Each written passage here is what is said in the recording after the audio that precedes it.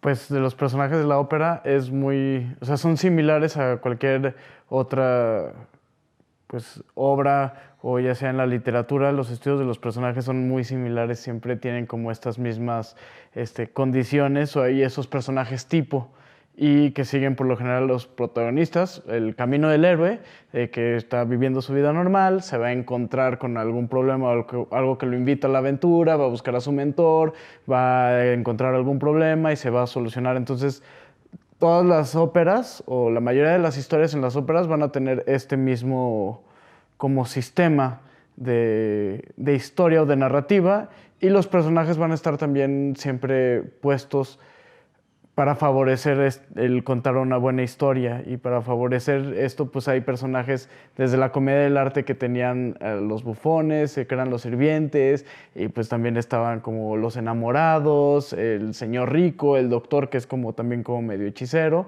y después en la comedia española también son similares los personajes que es los poderosos, la dama, el enamorado y los personajes graciosos. Entonces se van como que repitiendo y repitiendo estos mismos patrones de personajes y avanza mucho como con la psicología o el cómo el ser humano creía que eran las personalidades. Entonces el estudio de un personaje también es un estudio psicológico de cómo es una persona, pero entonces ya pones características deseables en una persona o indeseables que te cuentan una historia, ¿no? O sea, que funcionan como para que pasen todos estos sucesos. Entonces, hay personajes muy característicos en la ópera y que también están acompañados de la música.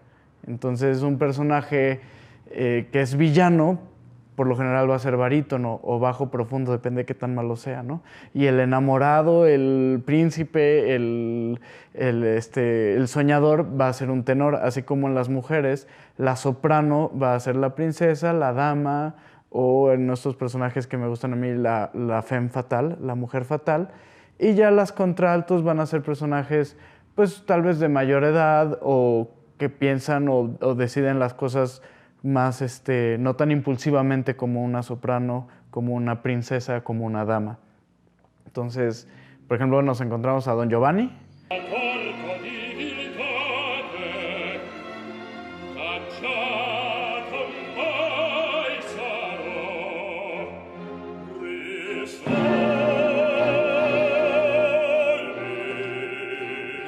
Don Giovanni, bueno, Don Giovanni está basada en una obra de aurisecular del siglo de oro, entonces es Don Juan, que el nombre completo es ay, ¿cómo era? Bueno, el impoluto castigado, más o menos así como, el libertino castigado sería la traducción exacta. Entonces este personaje que es un poderoso, es alguien que tiene poder, tiene muchas propiedades, es el dueño del lugar y entonces se cree con el derecho de tener a todas las mujeres que hay en ese condado. Sucede en Sevilla, que para cuando escriben esta ópera, Sevilla o todo para los europeos del centro de Europa, España era una región todavía un poco como exótica y sobre todo Sevilla. Entonces por eso Carmen o Don Giovanni suceden en Sevilla y lo relacionan con cosas muy eróticas, muy pasionales, como tenemos algunos prejuicios de los españoles. Los personajes están llenos de prejuicios y por lo general cuando el prejuicio se cumple, entonces no es tan prejuicioso, sino es como una norma. Entonces, ahí en Don Giovanni, pues está señor rico que anda tras todas las mujeres y anda tras todas las personas con las que se pueda acostar. E incluso está acompañado de su bufón, de su acompañante, que es el que canta que Don Giovanni se ha metido con tantas y tantas y tantas mujeres y que tiene esta lista de las mujeres con las que se quiere acostar y se encuentra pues con Doña Ana o con esta mujer que está comprometida y a la cual él quiere seducir y que, bueno, él quiere seducir a todas.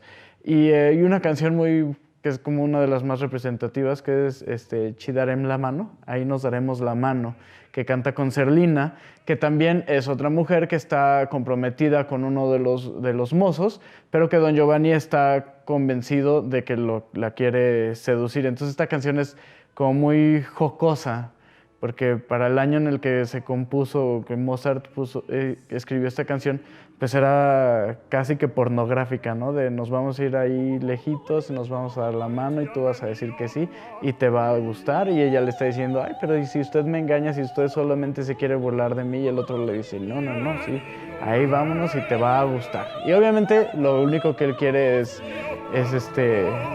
poseerla y abandonarla y dejarla. Entonces, al final el personaje pues va a tener su castigo, ¿no? O sea, desde cuando Mozart pone el título nos está diciendo lo que va a pasar. Por eso luego se dice que en la ópera no hay spoilers. Porque siempre se cuenta así como de el libertino castigado. Este señor va a recibir su castigo, que es, se le aparece como oficial, alguien de piedra que es muy fuerte y que lo va a mandar al infierno y lo va a condenar. Entonces ahí está el castigo que recibe esta persona por haber sido un libertino, porque en el tiempo que se escribió la historia de Don Juan y el Comendador de Piedra, pues todo el teatro español quería representar buenos valores, buenas costumbres, estábamos en el barroco, entonces también como esta necesidad de la iglesia de volver a atraer a las personas hacia el culto, entonces por eso adornaban tanto y también pues impacta en el teatro, impacta en todas las demás artes. Y pues es como parte de, ¿no? O sea, esta cosa que está representada en una obra española, pues se representa igual en una ópera, pero hecha un siglo después, un siglo y más después por Mozart. Y es muy padre. Así como, o sea, es que la ópera luego lo tendemos a pensar así como que es muy diferente al teatro, pero pues es realmente el teatro como es. Hay óperas que son cómicas, hay óperas, esta por ejemplo es un drama jocoso, entonces es algo que va a salir mal, pero que nos va a dar risa. Así lo dice Mozart y cada quien ponía la terminología a cada una de sus creaciones, entonces están como muy entremezcladas, tal vez la comedia y la tragedia, si la ponemos como en los griegos, sí estaban muy divididas y cada una tenía como su estética diferente y su poética diferente más bien, pero en la ópera se van mezclando. Y en la ópera pasa esto también en donde está como esta decisión, en donde todo el tiempo están pensando si hay que darle la importancia a la música o hay que darle importancia al texto. Entonces por temporadas hay unos donde pues, importa más la música y hay otros donde importa más el texto. En este caso, pues, como es Mozart y es todo muy... La música es muy ornamentada también, muy grandilocuente, por decirlo de algún modo, pero el texto también es muy importante, ¿no? O sea, pero el texto también, las óperas que permanecen son las que tienen un buen texto. Entonces, siempre ha sido como estas dos vertientes de la ópera, pero que, pues a final de cuentas, nunca se van a poder dividir. Y creo que contesté otra cosa completamente diferente. Pero lo que voy es que siempre, o sea, es lo mismo que en el teatro. Se mezclan.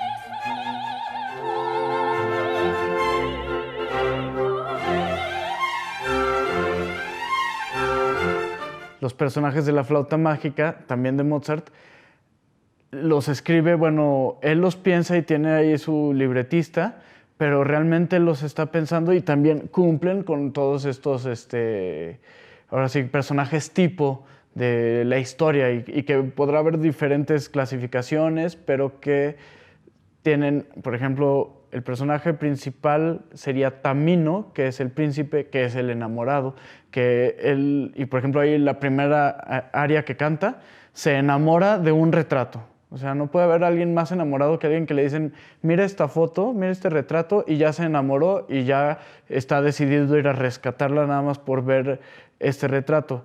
Y los personajes de la flauta mágica, pues sí, prácticamente nacen en la ópera, o sea, sí deben de tener algunas referencias anteriores, como todo, porque siempre todo es un homenaje a o una intertextualidad, aunque la conozcamos o no la conozcamos o el autor no lo haya conocido, pero ya existen ahora sí como que los modelos desde antes, pero así como tal el personaje de Tamino, Pamina, la reina de la noche, nacen en la ópera y pues se quedan en la ópera, ¿sí? Se han hecho como historias y cómics y cuentitos y todo, porque es una historia, es un cuento de hadas muy bonito, donde está muy como notorio el bien y el mal, el día y la noche, el hombre y la mujer, entonces, digo, no podemos juzgar. Ahorita podríamos como juzgar mucho de machismo y misoginia, pero no podemos juzgar algo que tenía en el siglo XVIII, y que escribieron en el siglo XVIII con los ojos de ahorita, ¿no? Entonces, creo que los personajes de la flauta mágica nacen en la ópera.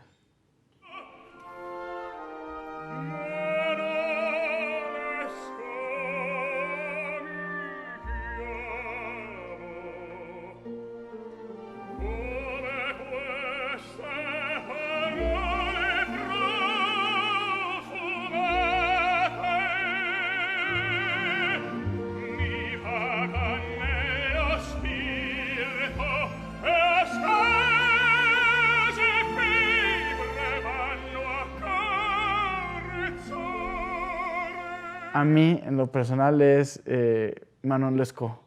Es un personaje muy interesante que está basado en una novela de un abad, bueno, antiguo abad, que deja la iglesia porque se lleva una vida licenciosa o escandalosa.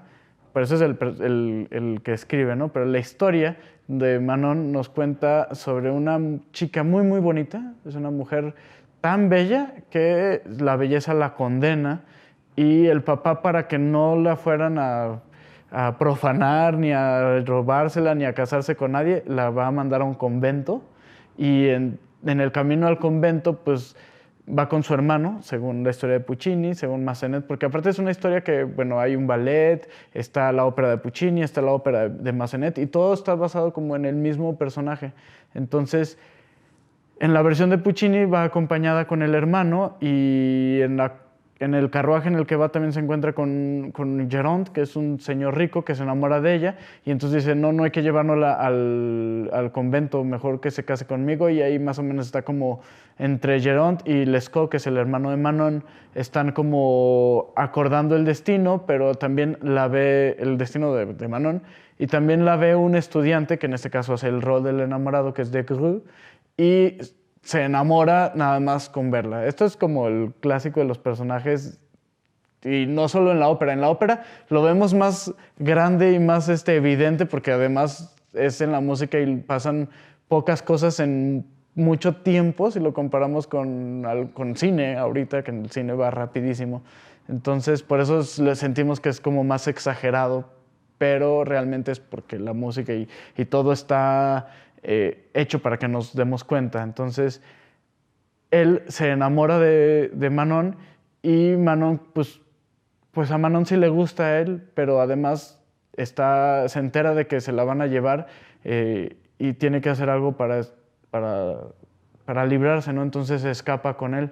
Pero después caballero, Desgrieux, se hace pobre y entonces Manon pues también es un personaje que en ese momento lo pintan como superficial, como interesada y como esta pésima mujer, mala mujer, pero si lo vemos a los ojos de hoy, pues es una mujer que quiere valerse por sí misma y que quiere lo mejor para ella y que no tiene otros recursos más que moverse y cambiar de hombre. Entonces, en ese momento abandona a Desgrieux y se va y se va con Geronte. Y entonces en la siguiente escena la tenemos ya rodeada de lujos, con sus personas que la entretienen, pero es infeliz. Entonces regresa otra vez con su amor, con Desgrieux, y esto es lo que la condena, porque entonces el señor rico se enoja y la acusa de robo y termina condenada a irse al Nuevo Mundo, o sea, a América, y a vagar por el desierto donde muere. Y entonces canta esta aria que se llama Sola perduta y abbandonata, donde pues es sola, perdida y abandonada.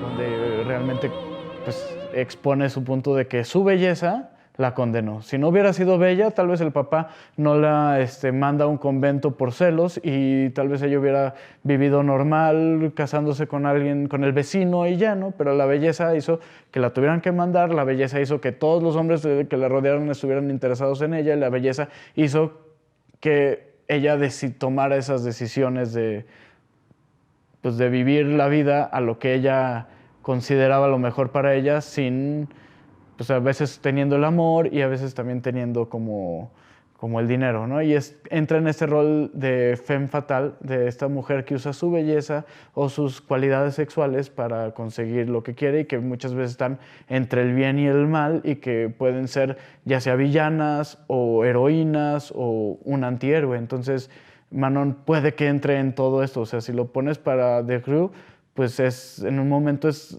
la antagonista, ¿no? Ella tiene lo que todos los demás quieren y ella decide cuándo sí, cuándo no, pero luego también es la heroína y es la víctima. Entonces, para mí se me hace un personaje muy, muy interesante y padre.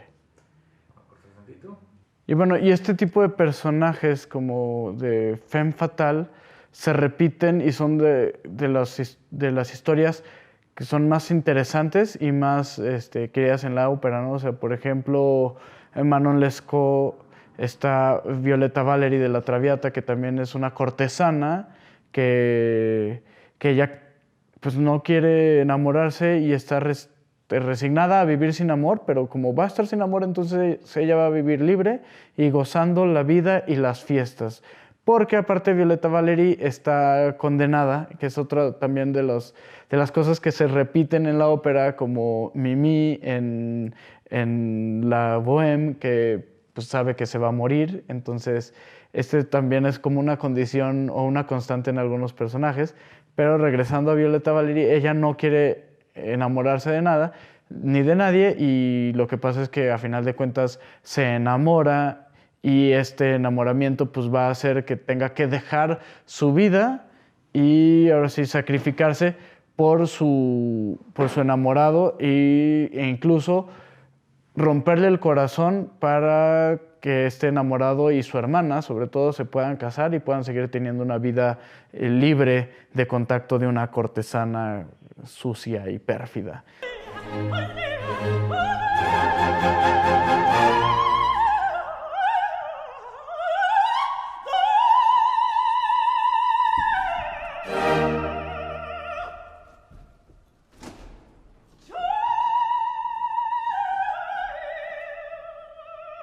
Entonces, estos son personajes que se repiten. Carmen también, pero en Carmen pasa que la ponen también como contralto. Entonces, Carmen no es la soprano, pero ahí también tiene que ver porque cambia el género de la ópera, y pasamos a la ópera verista, a la ópera que tiene que ver más con los sentimientos y con las emociones, y ponen a Carmen en contraste con la pareja de...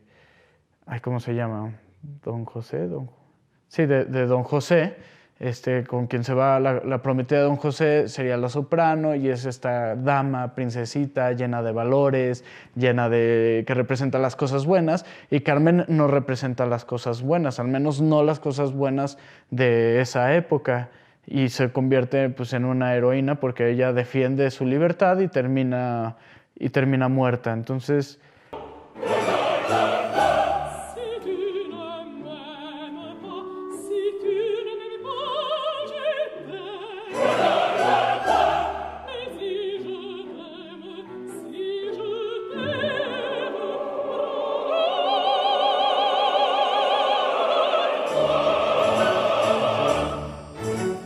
son personajes que se repiten mucho, ¿no? En las óperas vemos muchas mujeres que se salen de estos, ahora sí que, de lo que se preconcebía como lo bueno, y tenemos estas mujeres que tienden a lo fatalista, que tienden a ser cortesanas, a ser prostitutas, a ser pobres, a estar enfermas, como Mimi, Carmen, Musetta, que también es muy libertina en la Bohème, personajes fuertes que rompen con la idea de la princesita. Aunque también pues hay de todo, ¿no? Hay de todos los personajes pero sí se repiten o se recuerdan mucho a estas mujeres. Y en cuanto a los hombres, es una constante en los tenores, es el enamorado, ¿no? Es este personaje que se enamora sin razón y sin motivos y que va a hacer todo y que va a buscar ser el héroe. Y ahí está Tamino, y ahí está Ottavio en Don Giovanni, y está Des Grieux, y está Alfonso en La Traviata. Entonces son como todos estos personajes que se enamoran y que después, ya sea que triunfen en el amor o que sufran y que estén condenados a estar siguiendo a este personaje al que aman, ¿no? Y también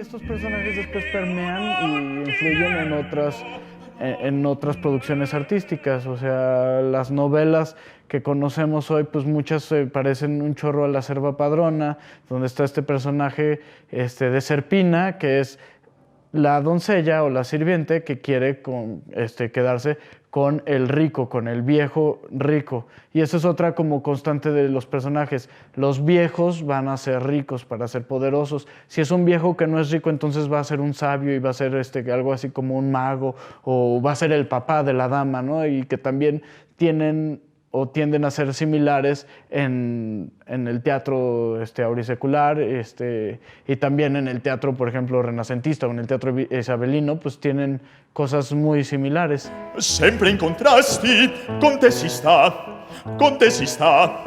e qua e là, e su e giù, e sì e no. Por questo basti, finir si può, Ma che ti pare, eh? Ma che ti pare, eh? Odio a crepare, signor mio no. Odio a crepare, signor mio no.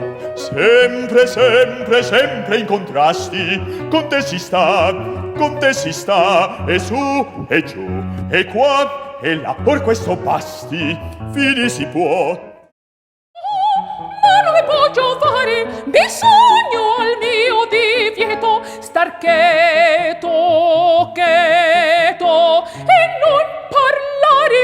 Zit, Serpina vuol così, voi fate il vorioso, ma non mi posso fare, bisogno al mio divieto e star cheto e non parlare. Zit, cheto, zit, e non parlar. Serpino vuol così, Serpino vuol così.